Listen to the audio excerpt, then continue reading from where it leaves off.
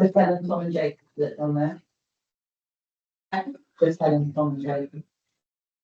Correct. Correct. Should we through consent? Yeah, we're on the sound. Who's we start? We're all here, aren't we? People online are there, and we're joining in a second anyway. Marvellous. Good morning, everybody, and welcome to the board meeting in September. We'll take apologies, which I know from the NEDs we have Ada who's unwell, we have Gary and Sarah who have both sent their apologies for good reasons. Any other apologies from anyone in the exec team? No. Any other apologies we've received anyone else? I'm getting. No, lovely. So there we go. Just thanking you. Declarations of interest, any new decks for anyone to declare? Or any interests, declarations in relation? I look to you. Around my ICB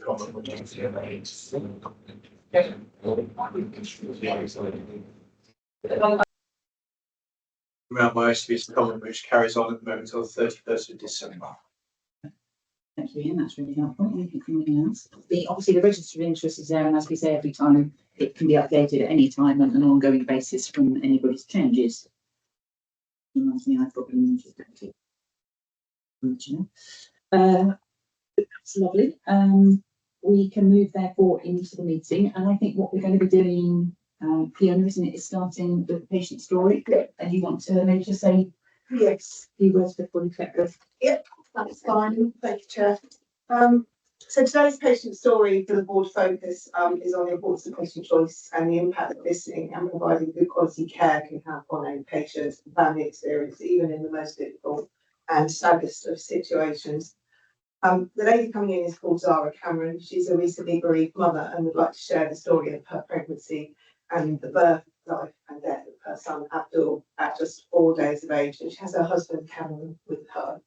I do recognise that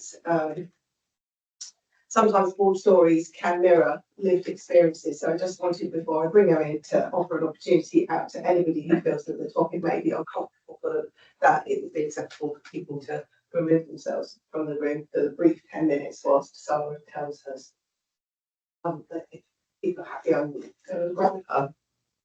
Thank you very much.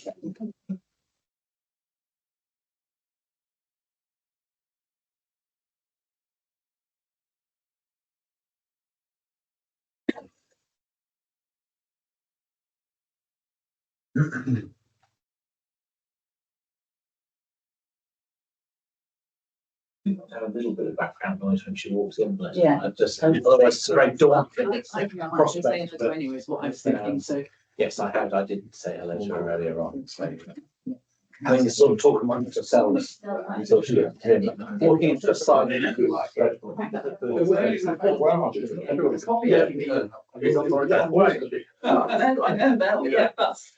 I said my husband in there, and I said it's maybe Jonathan, when are you actually going today? You want me to go now? I probably need to go about 20 minutes.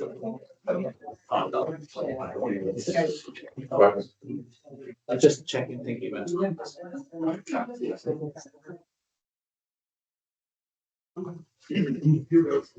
Yes, we've done this book.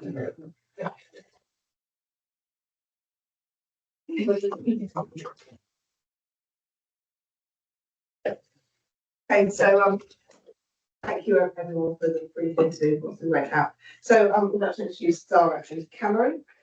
As I explained, they're here to talk about the story of the pregnancy and the birth and the life and death of her son Abdul. She was supported throughout this time by our maternity bereavement team, and Tracy Ray, the lead bereavement from that team, is here today to support Zara to tell her story.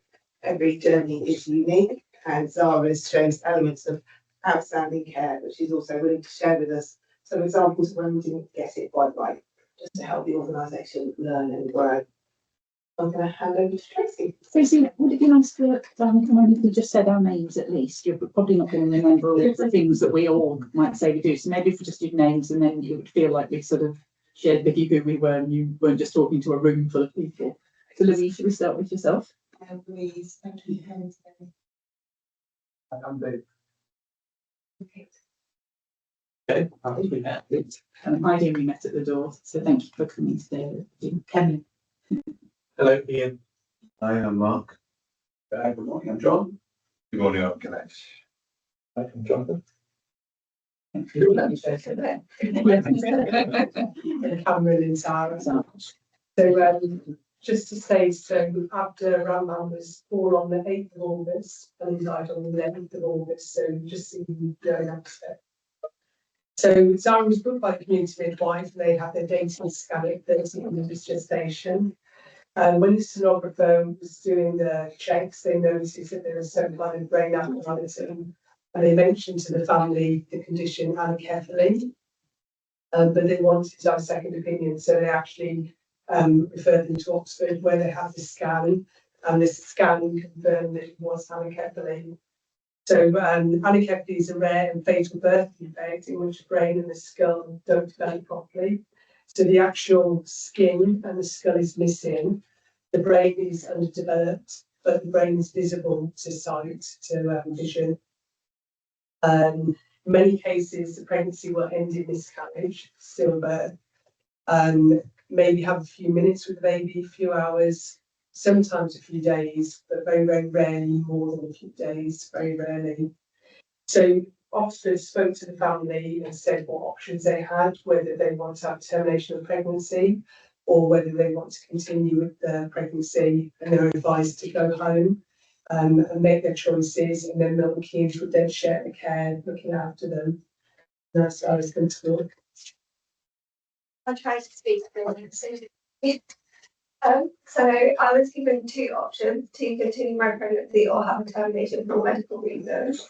I did my research both medically and religiously, as that was quite important to me to know like all the information. And when I realised there was a possibility that my baby could be born alive, I knew that I wanted a chance to meet him.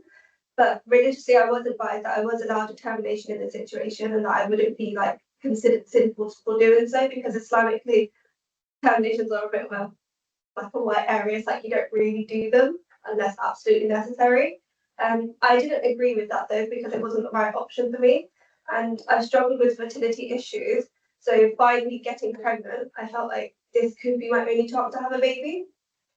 And then online, I found a Facebook group where women choose to continue their pregnancies with anencephaly. And reading their stories and seeing all their babies, I'm like, actually seeing what these children look like, it reaffirmed that I was making the right decision. So I had frequent scans with the fetal medicine specialist at Edinburgh Hospital, and at 18 weeks, I found out I was having a little boy. I had a scan at 32 weeks also where they were concerned with his growth. So I had follow-up scans at 34 weeks and he had grown a bit, thankfully. At my 36-week scan, there were abnormal Doppler's, I think. We were advised an induction at 37 weeks, which ensured me a better chance of meeting him alive. We decided to go ahead with this, and initially it was scheduled for Friday the 9th of August, but it was moved to Wednesday the 7th.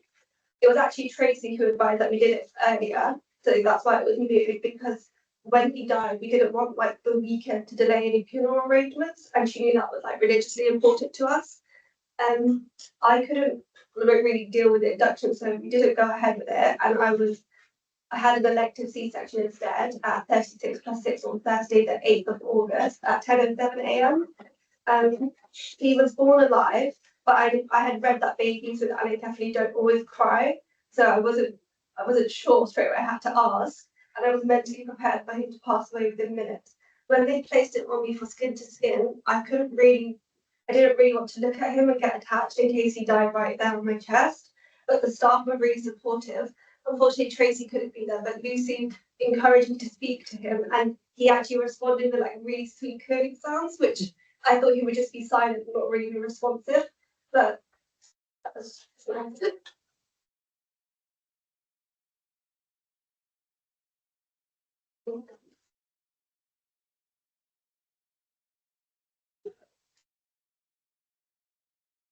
when he was a really strong little boy and was wiggling around so much. He also showed signs of being hungry, so he started milk for a syringe. However, it wasn't enough for him, so we upgraded to a bottle, and he figured it out straight away, like the latch, which was amazing. My family were able to come and meet him on Labour Board, which was really, really kind that they allowed us to do that because we both have really large immediate families, like a lot of siblings, and it was important that they met him whilst he was alive. I always pictured my husband and I leaving the hospital with empty arms. However, the strength he showed allowed us to be able to take him home the following day. I was so grateful that we had the whole weekend with him and our families, as we were all able to make memories with him and everyone could bond. Seeing everyone fall in love with him was so lovely. Like, he was really the sweetest little baby. When his condition started to deteriorate on Sunday afternoon and he had a few seizures, I was really grateful that a nurse from Keach was able to come out and provide him medication to help settle him. She was really amazing and supported us so well in such a vulnerable moment. I was also really thankful that the hospital provided us with a cuddle cot so that when he did pass, we were able to keep him at home in his Moses basket until the funeral. We didn't have to put him in his coffin and take him to the mosque in the middle of the night. And it allowed us the privacy to do our Islamic obligations at the time of his death, which was really important to me. My husband and I did his ghusl, which is essentially when you bathe the deceased body, and shrouded him in white cloth, all in the comfort of our home. Even when he had passed, he looked so perfect. In his short but special life, it brings me peace to know that all my baby ever knew was love from everyone who met him, including the staff. Abdul Rahman gave me the gift of motherhood, and that's all I've ever wanted, so I'll be forever grateful for him. And without the support from the NHS, Oxford Building here in Keach, and everybody who was involved in our care, I wouldn't have been able to have this experience, so thank you for everything.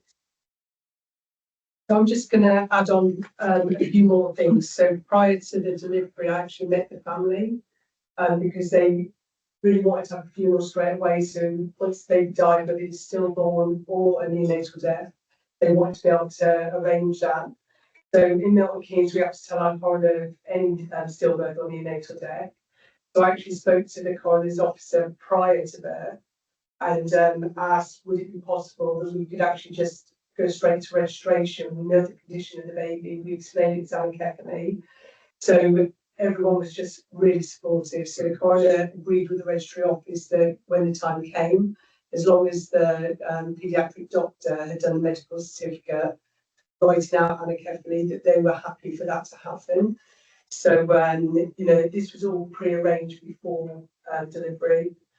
Abdul Rahman was born on the 8th of August, which was a Thursday, still showing signs of life, and obviously the parents wanted to go home the following day. So we then had to speak to the registry office saying the baby is still alive, what's going to happen? It's the weekend, and they said that they would do 9 to 11 on the Saturday and the Sunday. So the baby died on the Friday, they could register on the Saturday and Saturday, Sunday. So everyone was really good. And Crown Hill Crematorium again even said, because of the circumstances, that they'd be able to do the burial Saturday or Sunday if necessary, and then on the Monday we'll be back to the normal process. So then obviously, because he was still alive on Friday, and I think all of us expected maybe he's going to survive a couple of hours, I think on the Friday, even the family were quite surprised that he was still suckling out of his bottle and he was alert, he was looking round. And so we contacted the paediatric consultants and said, what can we do? So we had an MTT Teams meeting, and that was with paediatric consultants, neonatal nurses, complex need nurses, because obviously it would be out in the community, Helen Douglas House and Keach, which are both hospices. And the family had already said prior to the birth that they didn't want a hospice. So, however, we needed to now think like, they want to take him home, what can we do about this? So actually the meeting was just amazing because Keach said, look, we'll come over and we'll meet the family on Labour Ward and we can discuss what we can do. So they actually came out probably about 2 o'clock in the afternoon, 3 o'clock in the afternoon, made all the plans. Douglas House did the prescription for the drugs. So our pharmacy were working really hard to get the specialised drugs. It was quite unique drugs that they were using, not normal drugs that we use in the hospital. So everyone literally pulled together to make sure that they could get the baby home. And then Keach actually followed them home. So they left Labour Ward, taking the baby, and Keach went home with them. So throughout the weekend, I did go out on the Saturday, and then Keach were 24/7 contact with the family, and they went out Friday night, Saturday night, and then I think they went out Sunday about 6 o'clock in the evening because he hadn't had any pain, he hadn't needed any medication, he'd been actually quite well the whole time. But about 6 o'clock at night, so seizures. Yeah. So and he died peacefully with his family around him, with the Keach nurse there. And the Keach nurse then helped you do your memories with the footprints and play prints. So the positives what came out of the story were grateful for a cold mask because it just meant that the baby could stay at home. He died in the middle of the night, so it meant that he could stay with them rather than them going to the mosque and not having that comfort. And that's quite important to you, wasn't it? And again, the fact that Keach, Milton Keynes, staff at Milton Keynes, Keach, registry office, coroner's officers, extra, they all supported us, which entailed them having good support, but then to take the baby home. There was a couple of negatives, and this was in the pregnancy, and around 17 weeks pregnant, Zara had pain, and she was used to this pain, and it's like pancreatic pain. So she went to ED, and she said it wasn't pregnancy related. However, an obstetric doctor did see her because she was pregnant, and he was Muslim, and they were quite surprised because he actually just said, you can terminate this pregnancy if you want to, which ended the family really, because I think for them they felt they went because of this condition, it wasn't to do with the pregnancy. And then another one, they went to the antenatal clinic, or you went to the antenatal clinic, and a research nurse, midwife, I'm not sure which, came to see her and asked her to be part of the research. And she explained that her baby was poorly and most likely would die. And the research person left, and then Zara was crying in the clinic, and she just felt that nobody gave her any comfort, although she was obviously, you could see she was upset. Nobody came over and offered a tissue or any comfort. Take home messages. Zara accepts it was her choice to carry on with the pregnancy, and it's not everybody's choice, but it was her choice. And for her, being a mother was the most important thing. She felt she fed, she bathed, and she looked after her baby and changed his nappies. And our whole family got to see the baby. And again, it was really important to them that when he was born, if he was only going to live for a few minutes, a couple of hours, they really wanted the family to see the baby alive. So we facilitated that on labour ward, and that was really special. Obviously, he did live a lot longer than that, so they had the pleasure of taking him home, and the family were there to support and surround him with love, which is what the family wanted. Thank you. Thank you very much, and thank you, Clara, and thank you both. It's a really brave story to come and share, but I think that the board will all be really appreciative of the learning and hearing what that really meant to you, and what also that people can share and learn with other people in hospital for anything that happens in the future. But thank you, because I think you're incredibly brave sitting there sharing it, and I think you did amazingly well. Talk through all the parts of the story. Are you all right to take a couple of questions? Maybe if anybody does have a question. Yeah. I wonder if anybody does. People might not feel brave enough to ask a question. I don't know if anyone's got anything they want to ask, or even just to say. Ian. Thank you so much for sharing your story with us. I'm the Chief Medical Officer, so I'm a doctor. I think there are probably two questions that I'd like to ask. The first one is quite often a human reaction to being aware of or dealing with a situation that you personally find being difficult and complicated, to sort of ignore it. So quite often patients who are unwell will say they'll see their friends, and the friends will ignore them because they don't know what to say. Did you encounter any of that from our staff, like people not talking to you because they didn't know what to say, or not? No, I don't think so. Do you feel that? No, I don't But feel like everybody, like it was a drag, and everybody that met him, even if they had not come across Annika people, they didn't show it almost. Like they just treated him like a normal baby, but you could tell them with that sort of like grace and tactfulness, because obviously they didn't know that his condition was like unfortunately meant that he will pass away. But all the stuff that we encountered otherwise, except for those two incidents, were amazing. So no one in the hospital really has felt that way. Brilliant to hear. Thank you. The second thing is your story about labour ward and having a family come to labour was quite a positive one.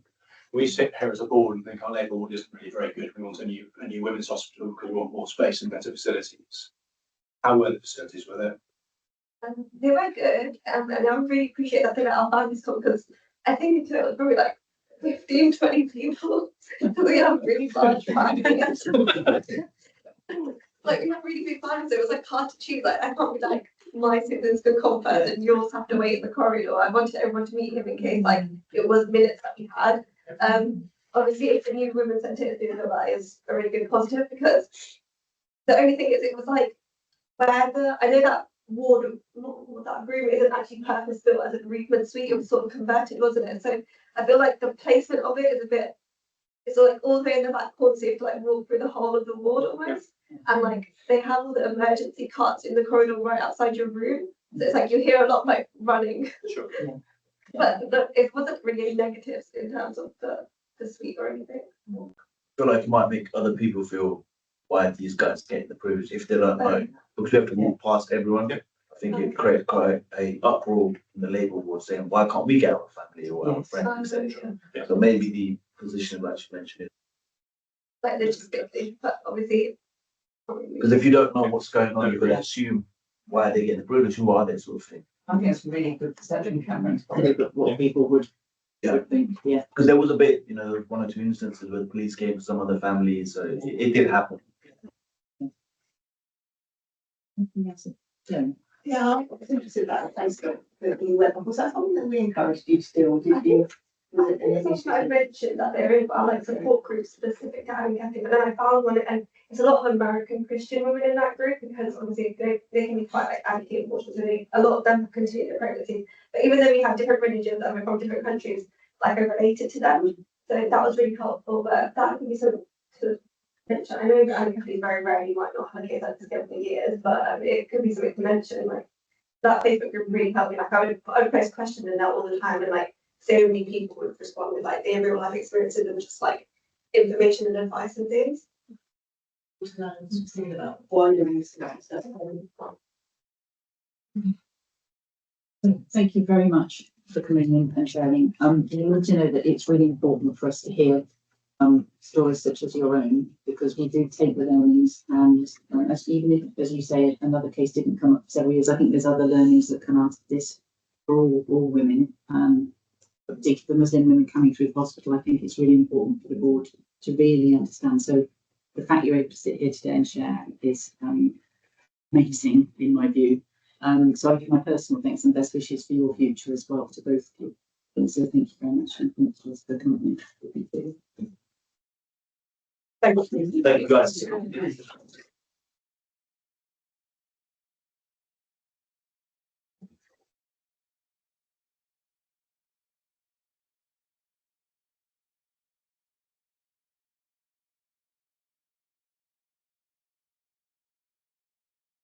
gentlemen, so I think I'm going to say for a minute. So that's all right. Can I just say, like, Yeah. with that there, that Sorry, now I'm upset. Yeah. Sounds maybe upset. Well, Yeah, two heartwarming moments. I know in other posts, I've seen that families haven't had their religious beliefs respected, Yeah. and there's been delays in autopsy, coroner's reports. They've not been able to have funerals at the right time and things like that. So having staff be cognizant of that, that really is heartwarming. It was me that needed 2 minutes. It wasn't, you know.